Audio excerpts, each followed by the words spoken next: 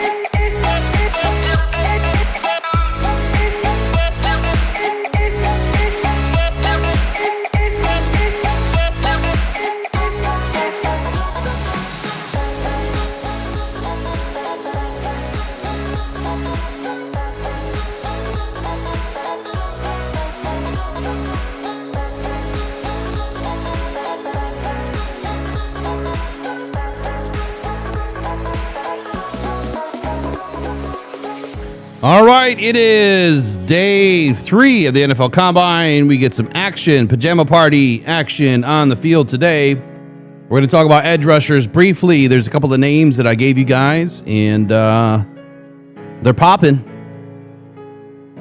Let's talk about it. Pressured by Hutchinson, he goes down again.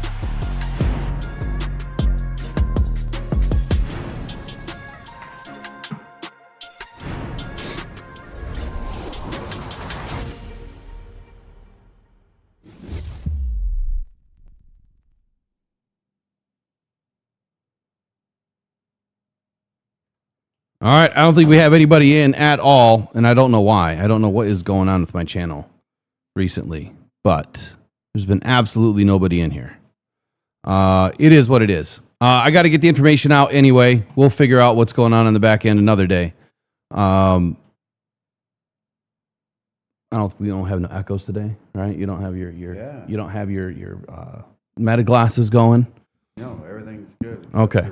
Except your mic's not on. Yeah, except for my mic's. All right, so today, Eric, we got to spend a lot of time this morning going through safeties and corners, and found out that Brad Holmes and Dan Campbell, the rest of the Detroit Lions organization have been spending a lot of time interviewing corners and safeties, probably a little bit more. I think a lot of us maybe expected. I mean, personally, I thought that there'd be an opportunity for the Lions to grab a corner, maybe not early in the draft, but I did feel like there would be an opportunity for that to happen. And I just did the video that there was some crazy news with Terry and Arnold, and maybe that's why.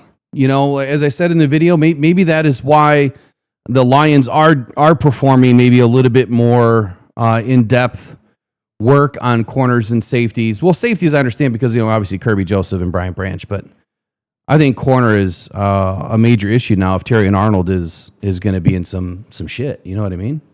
Well, yeah. And today I asked 12 prospects. 12. And out of the 12, 11 of them had an interview with the Lions, whether it was formal or informal, but they all talked about how they had spoken with the Lions. Mm-hmm. So the Lions are doing their due diligence on cornerbacks and safeties. I can tell you that right now. So whether there's smoke or fire or whatever it is, the Lions are doing their due diligence, and they are. I would almost guarantee they draft at least one safety and one corner in this draft. That's a big call, and the way that goes is where there's smoke, there's fire, and that's it. Yeah, absolutely. I mean, there's major smoke going on right now. Terrion Arnold's ass is on fire, and a few weeks ago when that article popped up that it was accusatory, where it was saying that Terrion Arnold was involved and all that stuff, and it was he that did all the the kidnapping and all that. Well, that's not the case that we know yet. But what this article laid out by Nolan Bianchi is Terrion has to be involved to a degree, but maybe not to the degree that obviously I hope he's not, but his girlfriend's definitely involved, and she's arrested. How deep does it really go? And if he's in that much trouble, I mean, you heard what I said. It carries up to life in prison.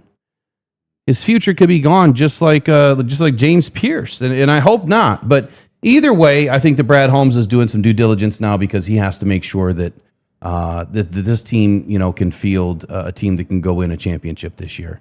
But enough of the corners and safeties. So tonight we sat in the stands. We got over about 3:00 to watch the defensive line. And let me just pull up some numbers here. There was a name that I gave you guys last night, Malachi Lawrence. I said, watch out for this guy. I could see the Lions picking him up, in one of the, later rounds, whether it's, day 2 or day 3. I think initially I was thinking somewhere between 4th and 5th round. This guy, I think, just cemented an opportunity no later than the 3rd round. Malachi Lawrence was the third best overall defensive edge in the class today out of UCF. 4.52 second official 40 time, and that's cooking. I mean, what an amazing job by Malachi Lawrence today. He looked he looked the part. He looked good. He looked fluid. Take that. His teammate Malachi Lawrence. He's a good player. Nice split. He is flying. 4.53. Well, we got a fun comp. We'll get back to that one in a little bit. There's a fun comp for him with the drills. How does that compare to the tape? All the character reports from the scouts. It's just, what are all those data points kind of pointing in the right direction? Coach, you have so many premier guys on defense, but the depth to me is kind of the secret sauce for how you guys are able to get all the way to the finish line. As you're at an event like this, not only guys you could be looking at the bottom of the 1st round, but really all throughout the draft. How important is it to build out the depth of your defensive front? So there you go. You just heard from Rich Eisen and Daniel Jeremiah and others, talking about Malachi Lawrence there for a brief second. But 6'4", 33 and 5/8 inch arms. This guy is meeting all the measurables that I love. He's a little bit light at 253, but there's something that I mentioned to Eric in the car again today. We seem to have some really good conversations in the vehicle. I think there's going to be a transition with this defense, and I think that the Lions are going to go a little bit lighter on the right side, get or add a lot more speed to this defense, and namely, I think that's going to start with the edge position. It doesn't mean that they're not going to have that bigger 280 guy, Eric. I think that they're still probably going to have somebody like that, in the rotation. But I think that the Lions are looking for a Micah Parsons-esque, a little bit of speed, right? Someone that can tackle, someone that can go sideline to sideline if you really needed to. But to be able to shut down the tight ends and the running backs, you need someone that can move. And I think that when you have an edge that can get after the quarterback, drop into coverage if needed, set an edge, get after the running backs, in the run game, you need a guy that has some speed, and Malachi Lawrence has it. And my goodness, I don't think he's going to be in the 1st round. Could be a 2nd round guy, could be pick 50, or the Lions are going to have to work their way back up into the 3rd round. What's that?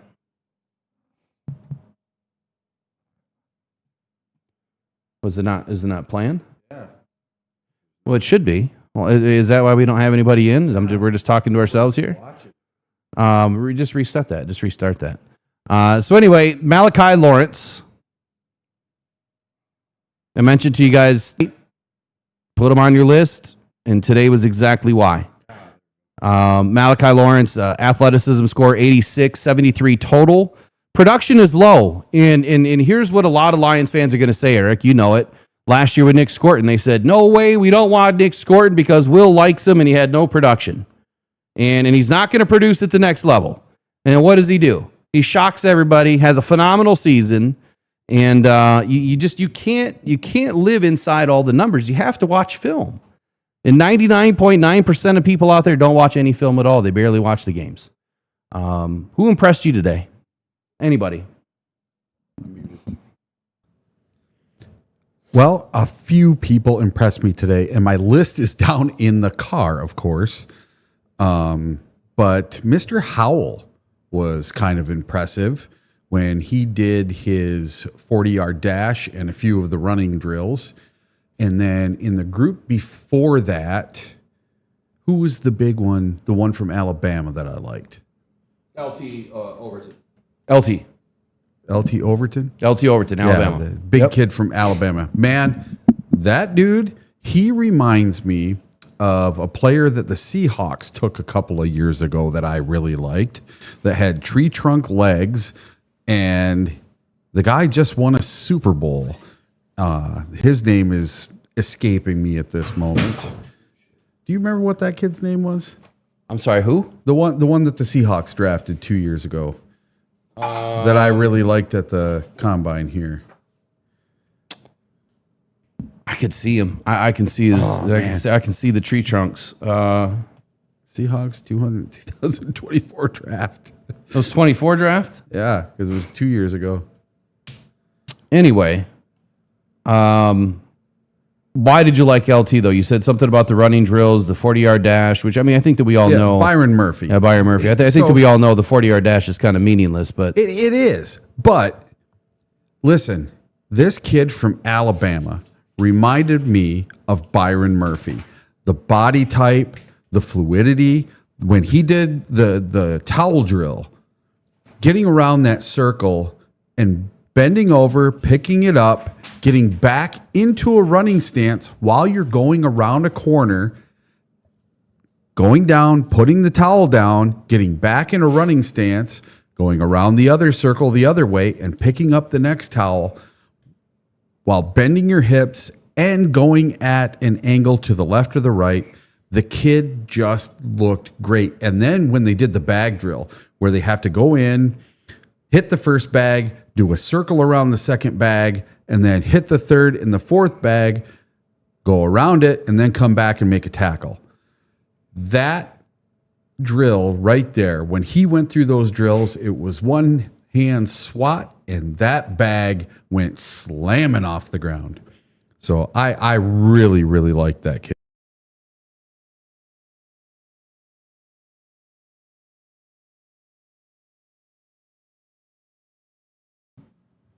all right. So next up for me, I want to talk about somebody that I wrote on several weeks ago, and I got called crazy because I said that this guy might slide deep in the draft.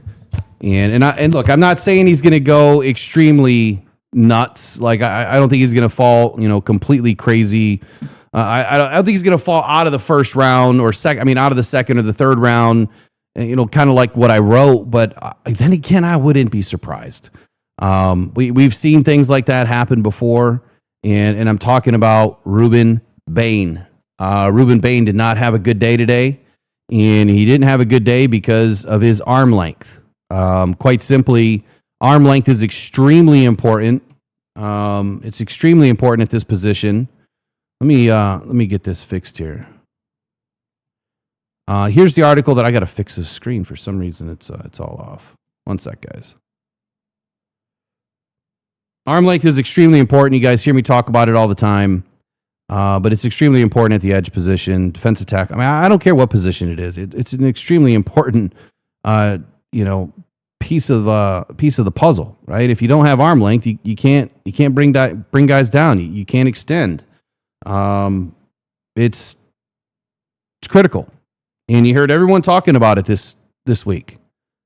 Everybody. While I was listening to Rich Eisen, while I was, making my notes and watching these guys and scouting these guys today, I heard Rich Eisen and everyone, Danny Jeremiah, everyone talking about arm length. But Ruben Bain, I did this back on January 7th. This is when I wrote this. And down here at the very, very bottom, there's something called Rock's Lock, or my way too final take, or way too early prediction. And I said, that the resurrection of Ruben Bain Jr. from injury casualty to potential draft darling represents a classic conflict between film and physics. While his tape revealed a defender who simply, is unblockable, right? One-on-one. His resume relies heavily on out-hustling. And that's the same thing. You mentioned Cassius Howell. Like, that's the same thing I'm going to say about Cassius Howell. That his body of work is all about out-hustling collegiate tackles. And that is a trait that rarely scales to the next level in the NFL. Bain lacks that created in a lab measurements, like Myles Garrett, and unlike college, NFL rosters are not populated by opponents he can simply outwork. To succeed at the next level, he must prove he is a schematic weapon rather than just a high-effort outlier. To make matters worse, I felt he was going to slide to day 2. Third-round target, Ruben Bain Jr., is a prime candidate to slide out of the first 2 rounds once front offices scrutinize his arm length, and out of the first 2 rounds, scrutinize his arm length and in his tweener profile. Historically, sub 30.25-inch arms, 30 and a quarter, are a non-starter for early round edge rushers, as NFL executives are risk averse when projecting outliers to be starters. And what happened today? We didn't get a chance to watch Bain or get his measurements. And as I'm getting ready to do the Arnold video, Eric says, "You won't believe where Bain's arms came in." And I said, "Oh my God, I better go check.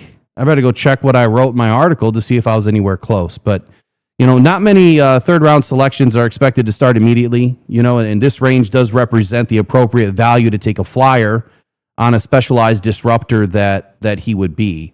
And again, I'm not saying that Bain is going to fall out of the first. I'm not saying he's going to land in the second or all the way to the third. But Eric, I'm saying that's going to happen. It's going to happen. It's probably going to happen. If every GM in this league goes and takes him in the first round, if one of them takes him in the first round, what is that saying? Because we've just seen it. I mean, we've seen it time and time again.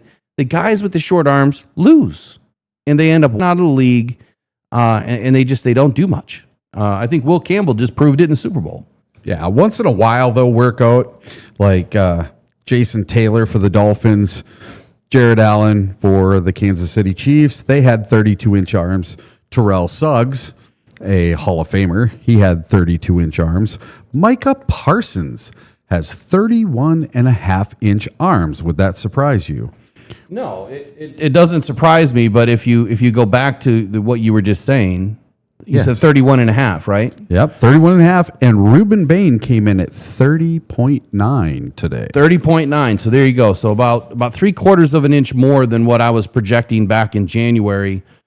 Based on the information that I had. So at 31 inches, call it, pretty small arms. Yeah, that's shorter than Micah Parsons, Terrell Suggs, Jared Allen, and Jason Taylor. It's shorter than everybody. He's got the second lowest, or the second shortest, is it? The second shortest ever? The second shortest ever recorded at the Combine. And so how many of those guys actually did anything that went to the NFL with that, length of arm? How many did anything?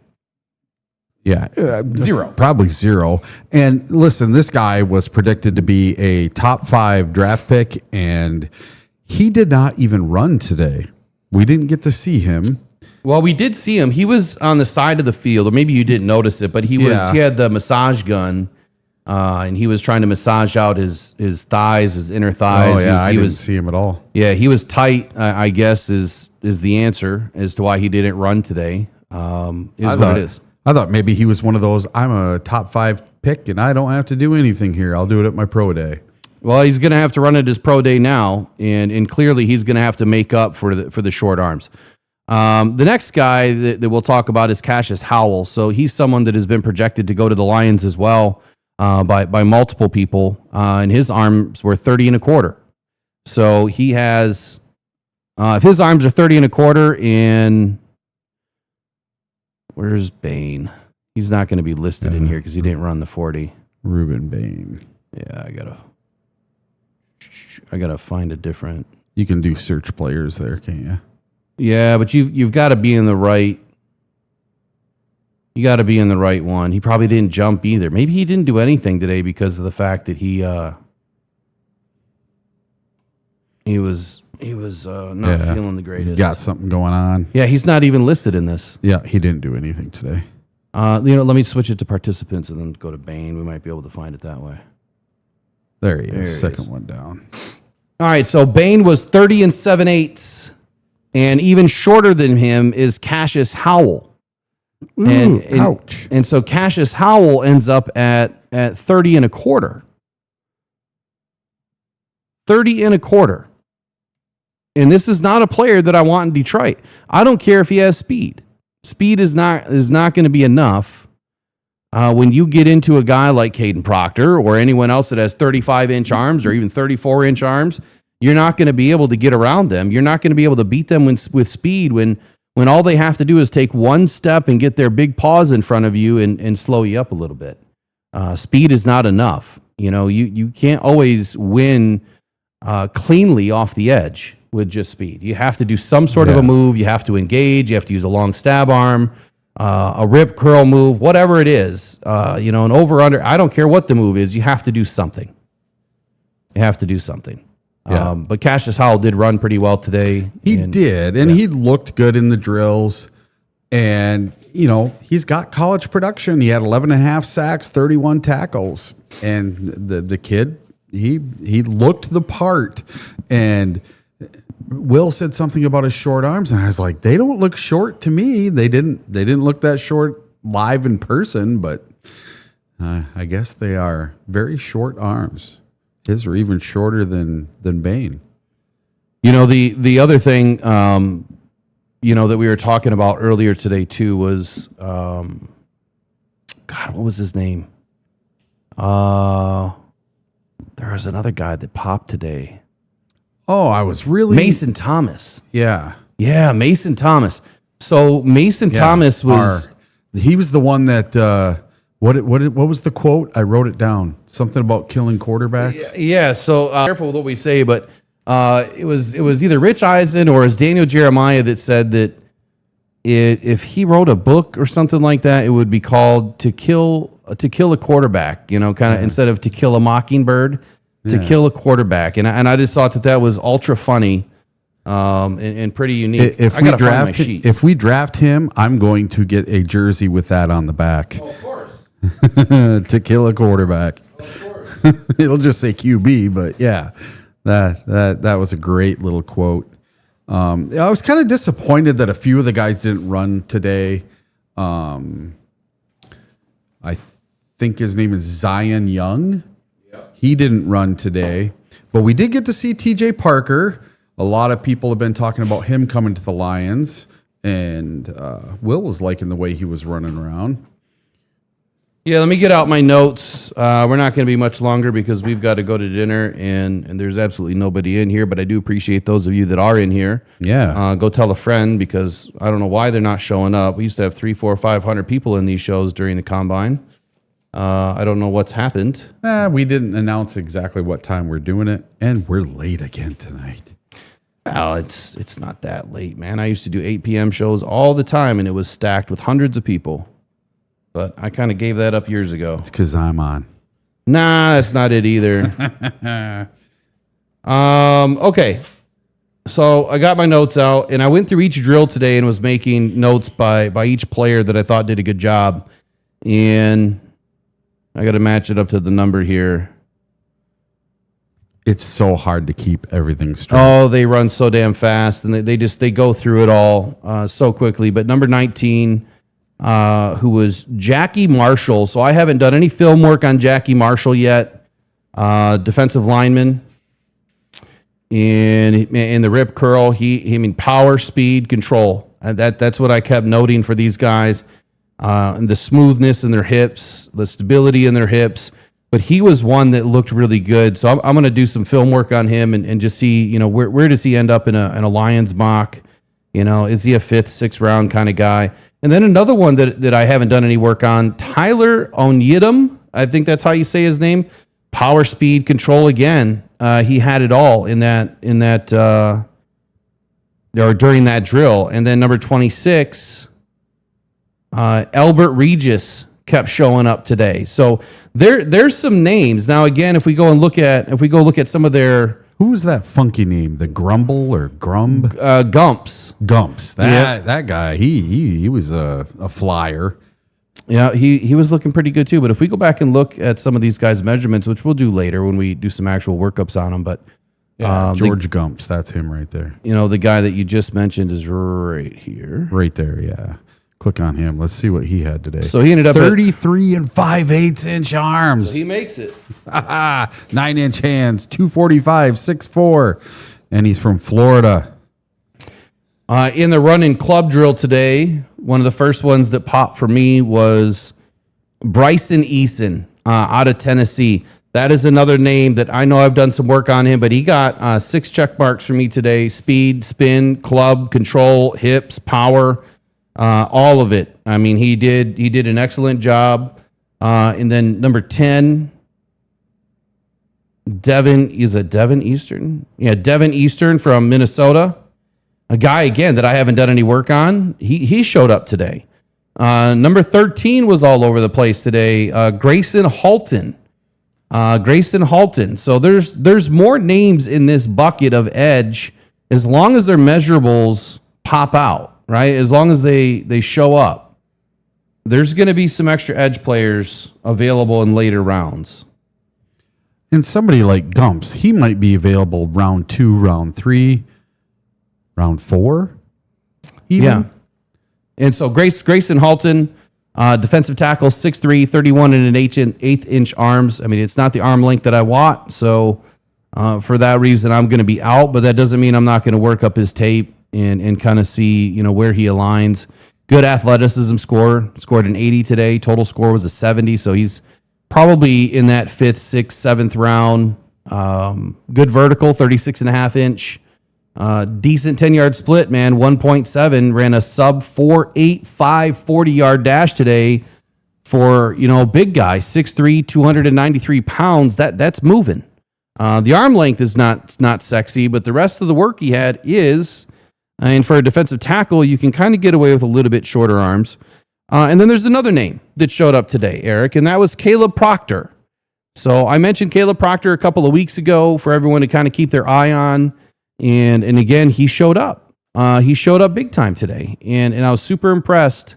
Let's take a look at where his numbers finished. And if your last name is Proctor, Will wants to draft you. Yeah, both of them. Bring them. Defensive tackle out of southeastern Louisiana. Ended up at 6'2", 33-inch arms. So he passes the arm score barely. 291 pounds, 9.5-inch hands. Overall athleticism score today was an 83. Total score was a 70 and ran a sub 4.8 40 at 4.79 with a 1.68 split. That's moving. That's going to be one of the better splits out of the day, I would say, for probably all the defensive tackles. And broad jump, 9'5", 33-inch vertical. His 20-yard shuttle was at 4.71. So he's moving. Let's take a listen to what Rich Eisen, Danny Jeremiah had to say about Caleb Proctor.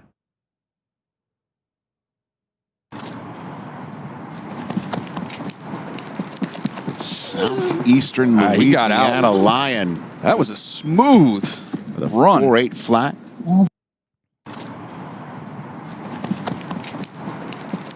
Southeastern He got out. Louisiana Lion. That was a smooth. Well, apparently they didn't put in the full details on this one. I guess they didn't want to go deep in on Caleb Proctor here. Next up would be... It could be that he came from a smaller school. Southeastern Louisiana. I don't remember ever seeing them in a Big Ten game. I don't think they're in the Big Ten, buddy. No, I mean playing a Big Ten game. I got you. Next up, hoop drill. This is my favorite drill. This is where you separate the men from the boys. And defensive tackle, number 3, Trey Smack. Well, he put the smack down early. He had really good control, speed, and balance throughout the hoop drill. Number 5, Jack Stonehouse Jr., another no name. No, I'm sorry. Those are kickers. Let me get in. I'm in the wrong one. Nick Barrett. There we go. Nick Barrett was the first one. The second one, number 5, was DeMonte Capehart. Clemson. Capehart. That name kept popping up a lot today. They were talking about him quite a bit. Let's look him up and see if we can find what they said about Capehart.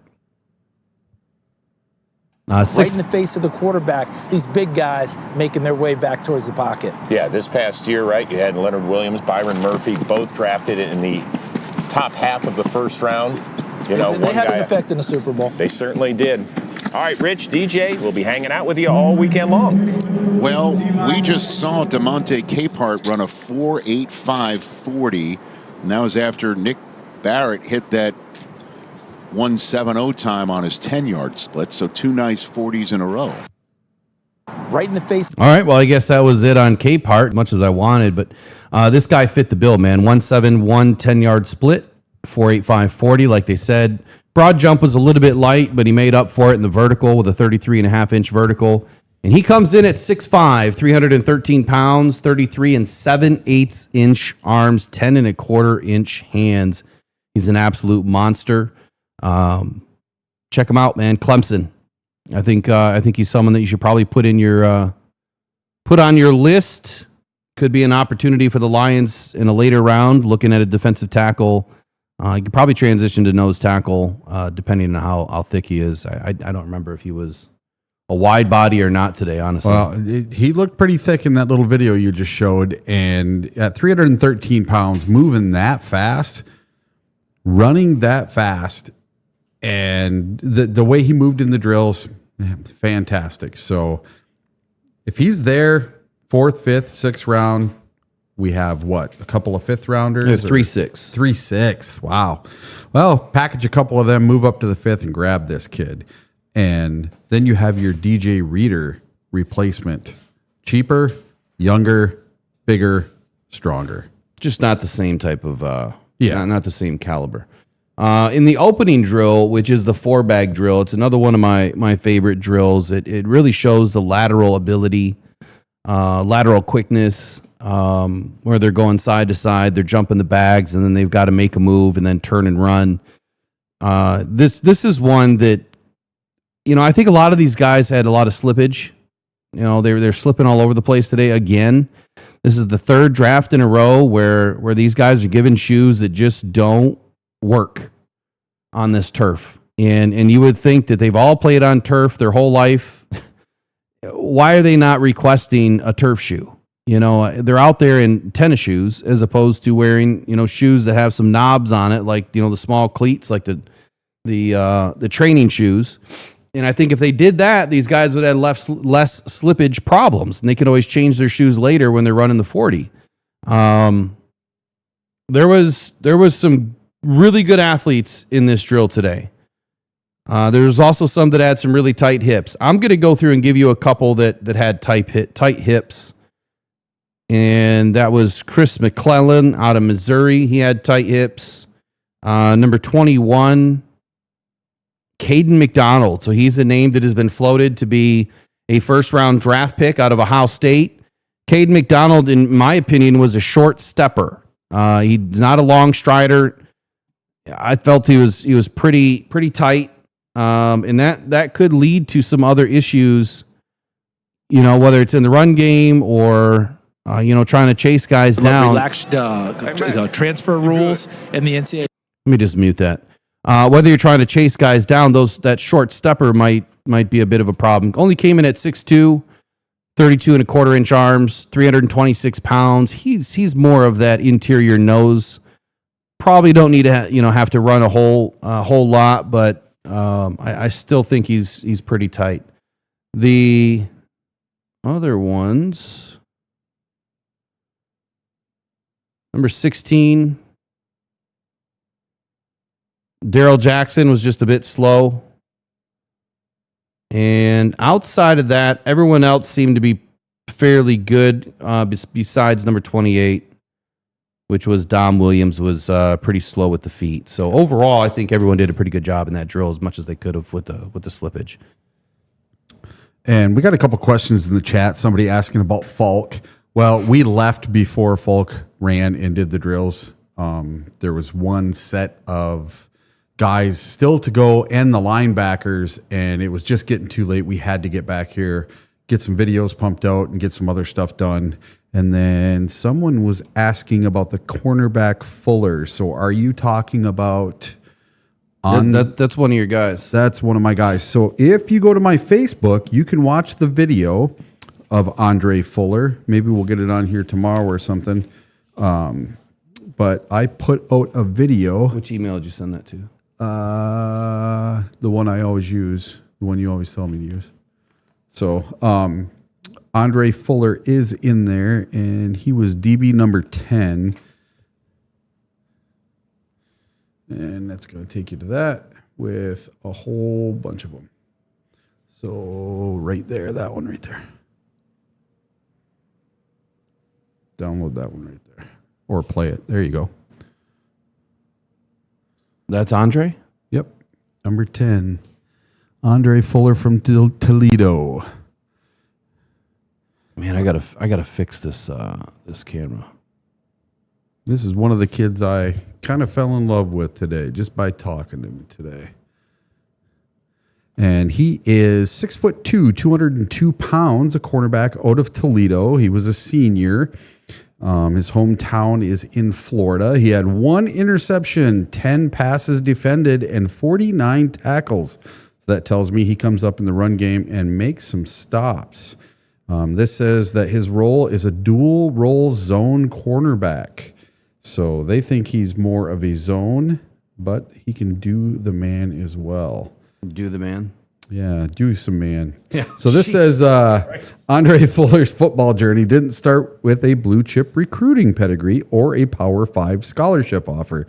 The son of Fran Eldman and Jackson Louise, Fuller grew up in Florida, where he played well enough to earn a selection to the FACA All-Star game coming out of high school.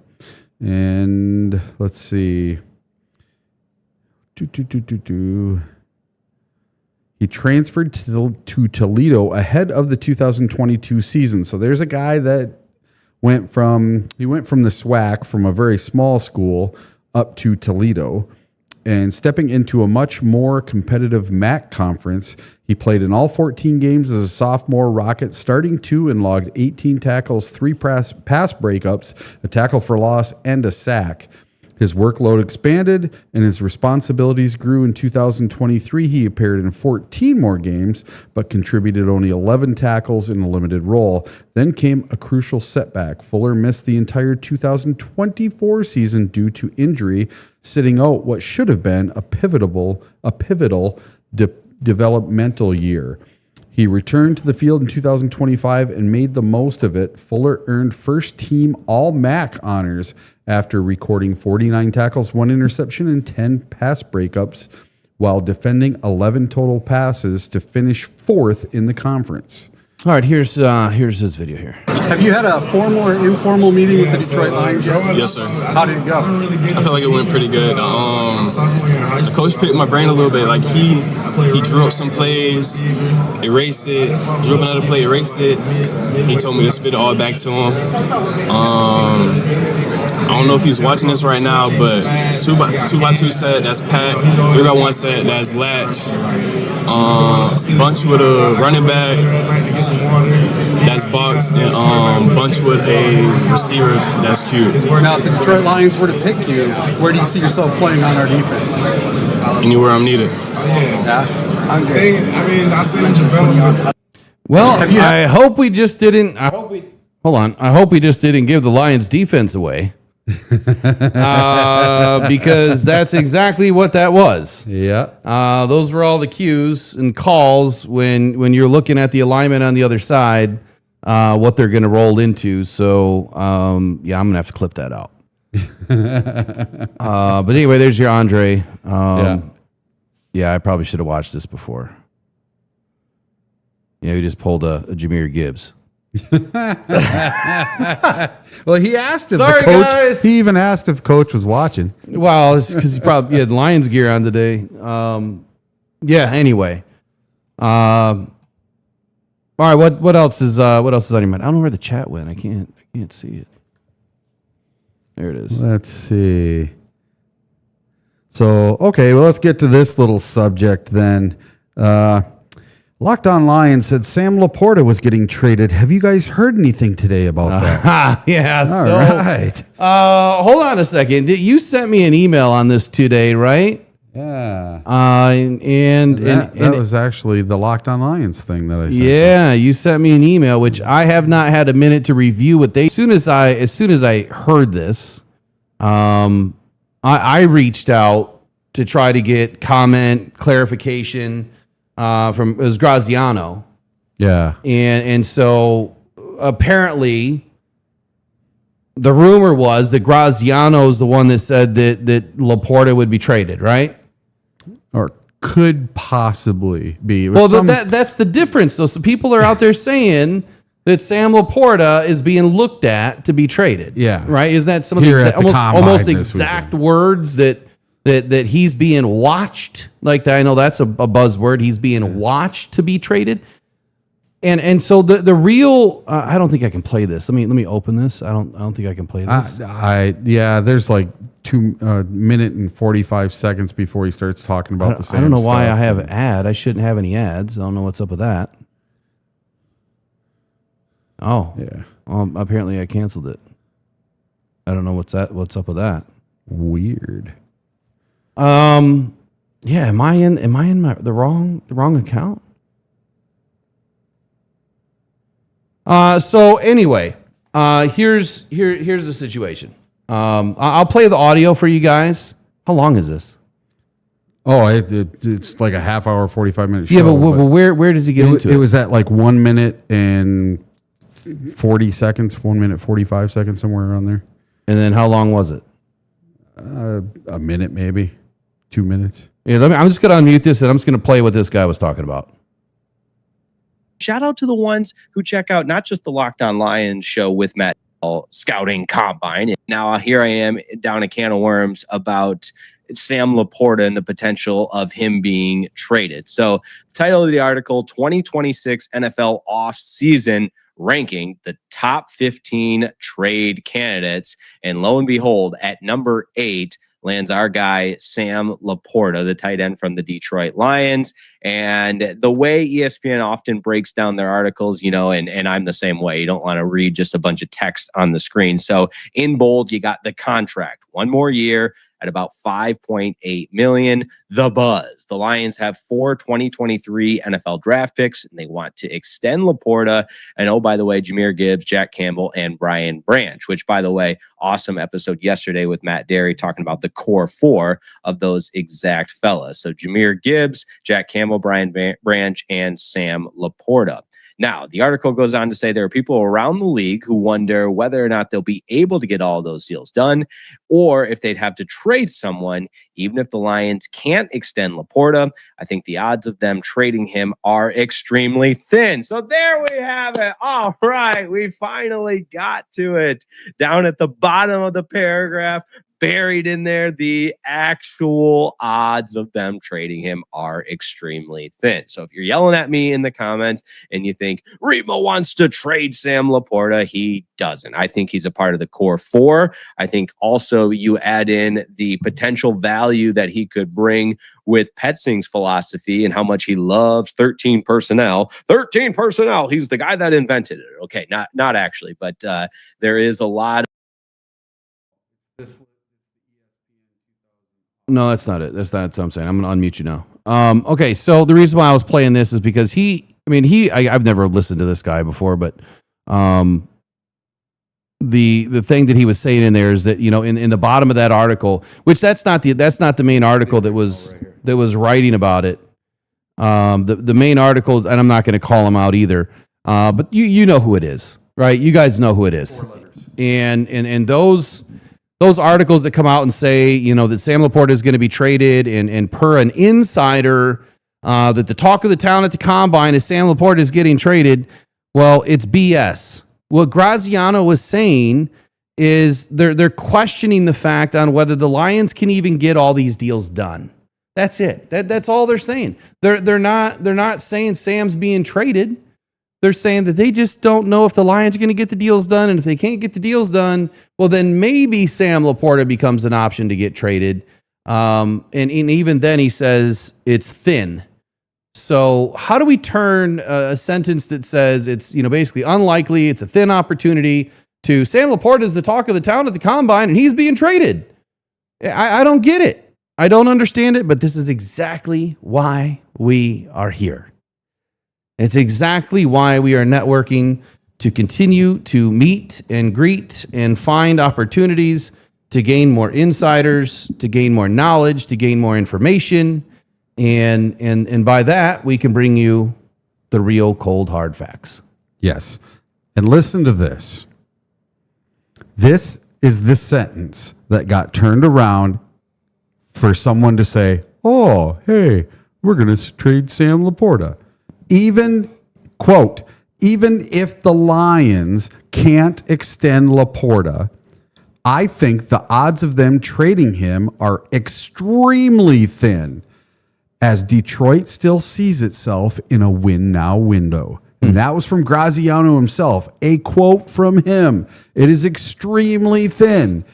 So, I mean, is that the quote that they really took and they turned into an insider is saying that Sam is available for trade? That's exactly what happened. That Sam is being watched, that the Lions are being watched.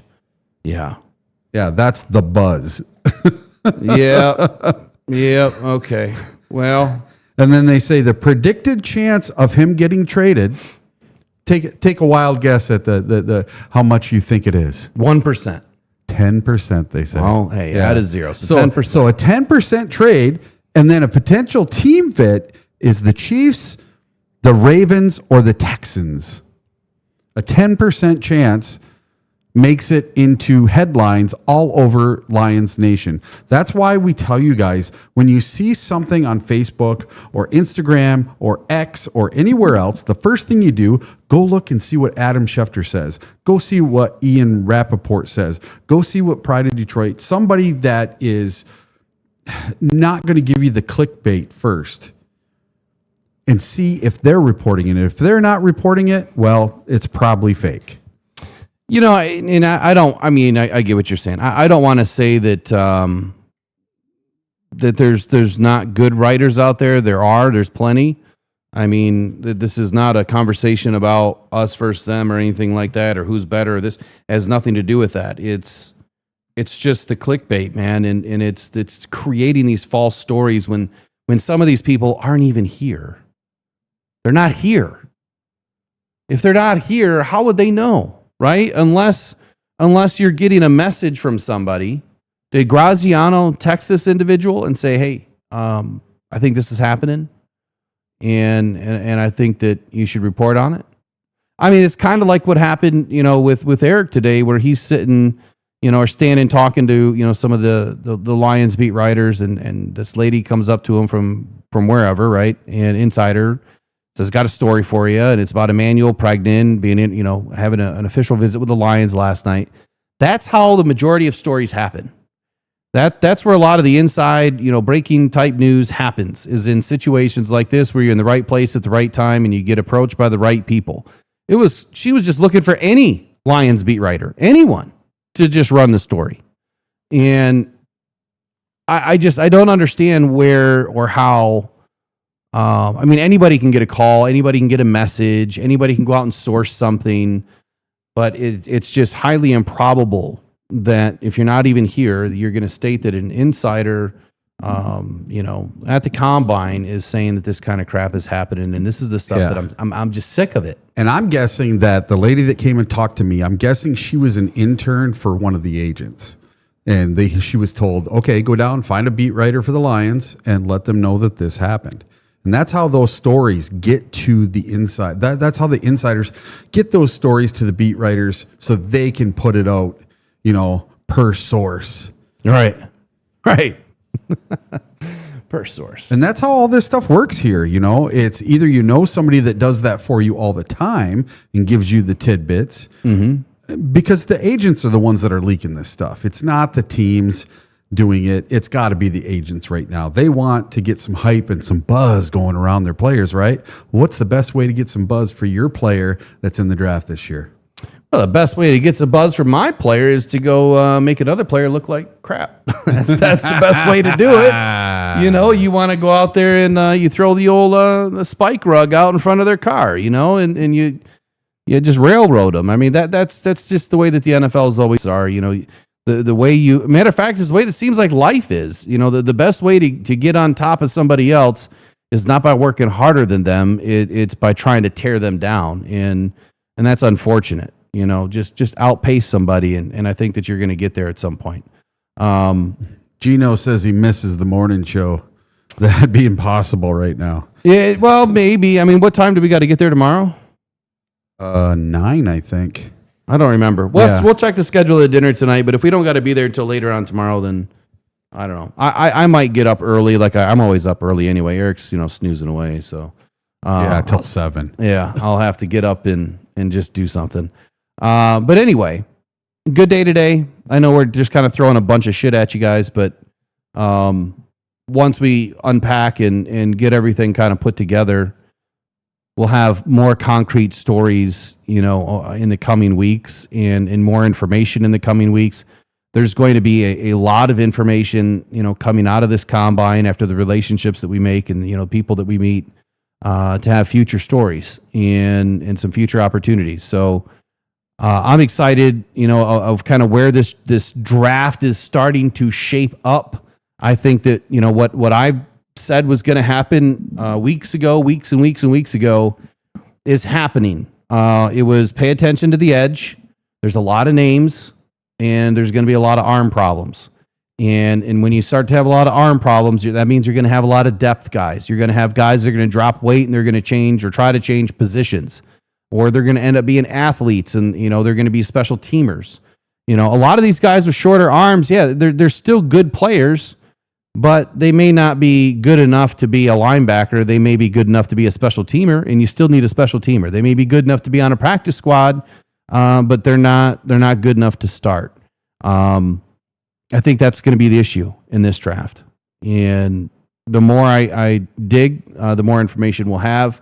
I still have, taps and RAM to put together that is going to give us a really good idea moving forward on where I see these guys slotted, and the top 50 is going to change.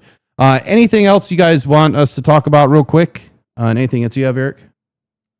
Well, one guy said something about us being on Bates Street. How the heck did you guys know we're on Bates?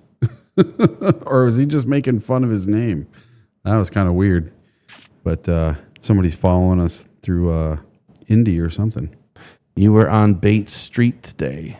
Yeah, we are on Bates Street today.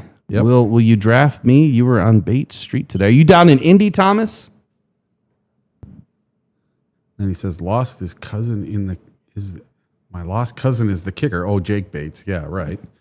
I get that part of it, but I didn't understand the first part of his little message there. Oh, Thomas Bates. He says, nice seeing you two together. So he must be down here. Oh, okay. Must be down here. All right.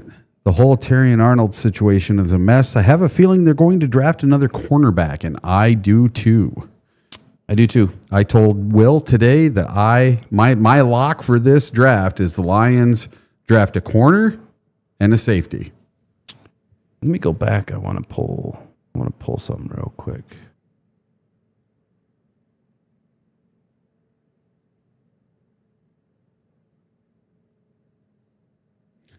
You have to announce what time you're coming on so people will know. Yeah, usually I do. And when I get back and get settled, I'll have more time, and I'll start putting the post up. The reason why I stopped doing it is because I'll have to make a generic thumbnail, because what happened is people were taking my content. So when I would put up the thumbnails a day before, 2 days before, 3 days before, what would happen is, next thing you know, my content would, the things that I put in my descriptions and on my thumbnail started to end up on other shows that were either on before me or on Yeah, before me that morning or before me that night. So that's why I stopped doing it. But I can get a generic thumbnail put together, and then I can just change the thumbnail the day of. But I just don't think people like generic thumbnails. That's the other thing. It's kind of weird, but anyway. One more thing I want to look up here is I just want to run through the list real quick of defensive tackles. Caleb Banks definitely surprised a lot of people today. He did not surprise me. I felt that he was going to be one of the best athletes in the draft. He's just that boomer bust kind of guy. You really don't know what you're going to get with him. But my God, Eric, look at these measurables. 6'6", 327, 35-inch arms, 10 and 7/8 hands. And he's not even listed as the best defensive tackle in this draft. Yeah, hometown Detroit. Yeah. His hometown is Detroit, Michigan. That's why I mentioned the other day that, if he gets out of the first round and he starts slipping towards 50, I would not be surprised if the Lions reach up and bring him back home. And I was trying to walk that line carefully because I don't want people to think that every native of Detroit or Michigan belongs with the Lions, because it seems to happen. Oh, no. But what a great fit for some kid to come home and play for his hometown team. Absolutely. Cade McDonald, again, another good athlete today. He showed up short in a couple of areas, and part of that was his arm length, but 32.25-inch arms and 9.75-inch hands. He can still win on the interior. He doesn't need to have the monster arms on the interior. I think that's more so on the edge. And when you think about an offensive line versus a defensive line, it's kind of the same, right? Interior center doesn't need as long as arms as a guard, and the guard doesn't need as long as arms as a tackle. Same thing on a defense, inside out. You can go shorter to longer inside out. Peter Woods had a good day. Christian Miller is in my top 50, and I think he's number 50. And I don't know how many people have him even on the top 50. I know Peter. Oh, no, there's Blake Miller. Where's my Christian Miller at? Peter Woods didn't run today. I remember that. Where is Christian Miller? Where is Christian Miller? I know he's in here somewhere. There's going to be some movement, man. I can already see some names. Will's going to have to redo his top 50 after this I week, got to do it sure. multiple times. But Christian Miller's number 36 for me right now. I have him day 2 grade. But on the bottom, he's a Rocks lock, man. I said Miller made my short list as players to watch for the Lions. And then when you look at his draft work today, he had a 6.34 grade, which is a fourth highest grade out of the draft or out of the combine. 6'4", 321, 33-inch arms, 10-inch hands. He's a likable dude. And I think that he's someone that could fit inside Detroit. I absolutely do. This is the next DJ Reader. Hey, he's got some massive hands on him. Lee Hunter has been the bigger talk of the week. I don't feel like he had a great day. I know that while he was doing his interview today, I can't remember the lady's name on the field, but while he was doing his interview today, that they were, kind of pumping him up. And I think he did some things good, but his balance and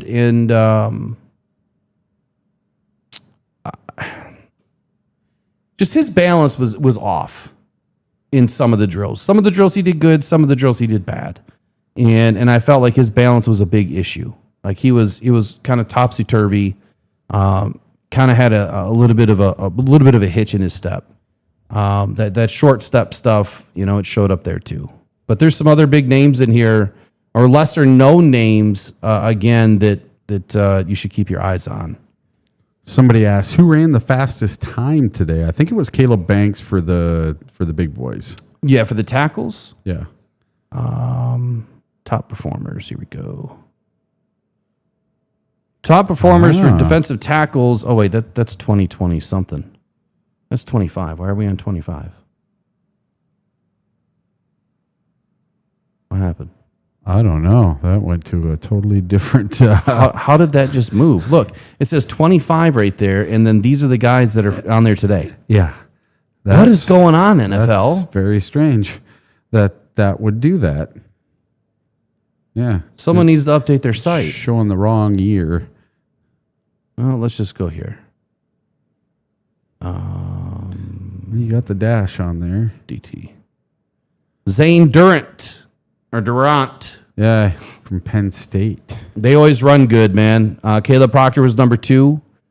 So Zane Durant ran a 4.75. Caleb Proctor 4.79. Grayson Halton 4.82. DeMonte Capehart 4.85.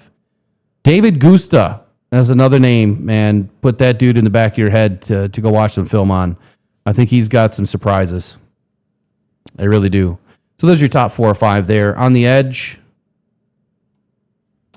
Arvel Reese, 4.4 seconds. That kid's going to go pretty high. And David Bailey, him too. David Bailey he was the fastest, I think, when we left. Mm-hmm. Because we left during the second group. We watched all the 40s. Of the edge position. Yeah, we watched all the 40s, but we didn't finich watching all the field drills for the and then we didn't see the linebackers today either.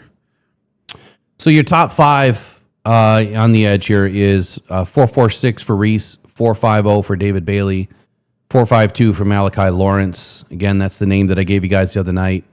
Trey Moore, 4.54. Cassius Howell, 4.59. Cassius Howell ended up pretty short, man, in the arms, and I think his stock is going to drop. But he ran well. Yeah, he ran well, but you know what? You can run as fast as you want if you can't tackle anybody. TJ Parker ended up in the top 10, which surprised me. I think he's in the top 10. 1, 2, 3, 4, 5, 6, 7, 8, 9, 10. Nope, 11. Top 11. That R. Mason Thomas, though. Yeah, he rounds out the top 10. He was somebody to watch. So I got to do a little bit more work on that guy. Now, the number that really matters is the split, right? And Malachi Lawrence finished 3rd in the split. Arvel Reese finished tied for 1st with Cassius Howell. And that's where TJ Parker showed up today. A 1-6-1 split, tied for 7th place with Mason Rieger. And then David Bailey behind them. And then that Danny Dennis Sutton in 8th place. Romello Height in 9. And then there's R. Mason Thomas finishing out the top 10. Or top 12, excuse me.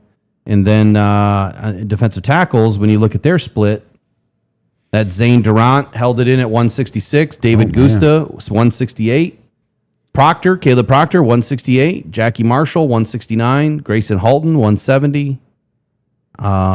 Caleb Banks finishes out, I think, the top 10 there, top 11 with a 176. So some good numbers, and that split is a number that really matters more than the 40. Yeah. So a couple of guys really helped themselves today.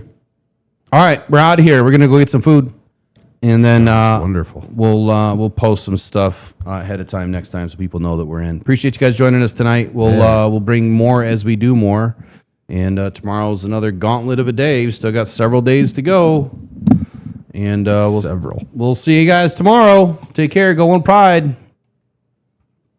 Don't share clickbait. Yeah.